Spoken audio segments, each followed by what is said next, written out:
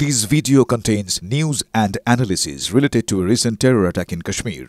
The content may include sensitive visuals and discussions that could be distressing to some viewers. Viewer discretion is advised. We strongly condemn all forms of violence and terrorism. The purpose of the content is solely to inform and create awareness based on verified reports. ভারতের missile strike অন্তত 100 জঙ্গি খতম হয়েছে। ভারতের শত্রু 3 জঙ্গি সংগঠনের headquarter ধ্বংস হয়েছে। মুরিদকেতে লস্কর-ই তৈবার হেডকোয়ার্টার সেটা চুরমার হয়ে গিয়েছে হামলায়। বহালপুরে ধ্বংস হয়েছে জৈশ-ই-মোহাম্মদের সদর দফতর। আর সিয়ালকোটে হিজবুল মুজাহিদিনের হেডকোয়ার্টার ধূলিসাৎ করে দিয়েছে ভারত।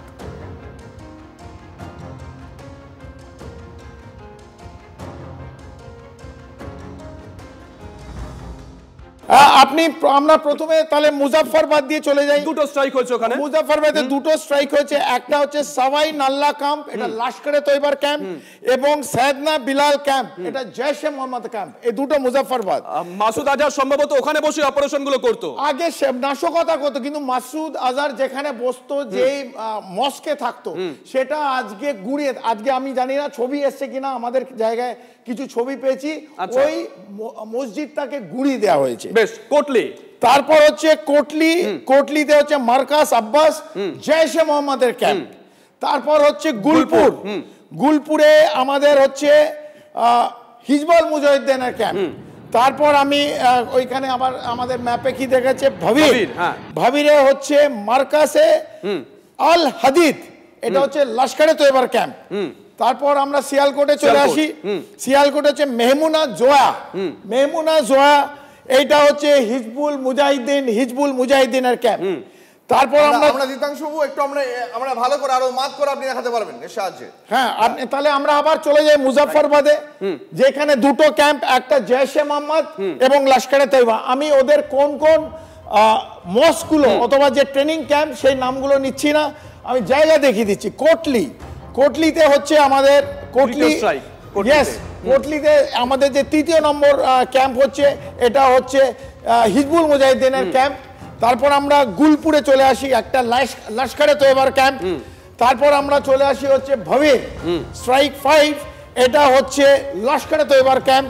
তারপর আমরা চলে আসি হচ্ছে সিয়ালকোট, এটা হচ্ছে মেন, এটা হচ্ছে হিজবুল মুজাহিদিনের ক্যাম্প। এবং তারপর চলে আসি আমরা সারজায়েল, তেহরা কালান, এবং এখানে আপনাদের আসছে চোক আমরু হচ্ছে জৈশে মোহাম্মদের ক্যাম্প।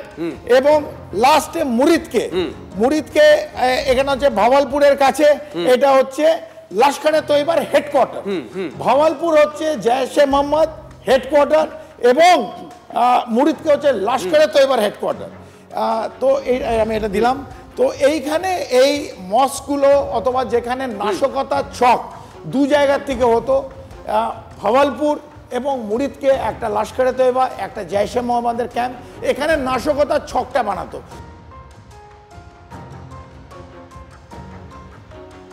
প্রধানমন্ত্রী সেনাকে ফ্রি হ্যান্ড দিয়েছিলেন, বেছে আঘাত করা হবে এই প্রতিশ্রুতিও দেওয়া হয়েছিল। কিন্তু কিভাবে এত নিখুঁতভাবে অপারেশন করলো ভারত, কি তথ্য প্রযুক্তি ব্যবহার হলো, কি বা জানা যাচ্ছে? গোয়েন্দা সূত্রে যেটা জানা যাচ্ছে, জঙ্গি ঘাঁটির এই নির্ভুল তথ্য আসে গোয়েন্দা সূত্র মারফত সেনার কাছে।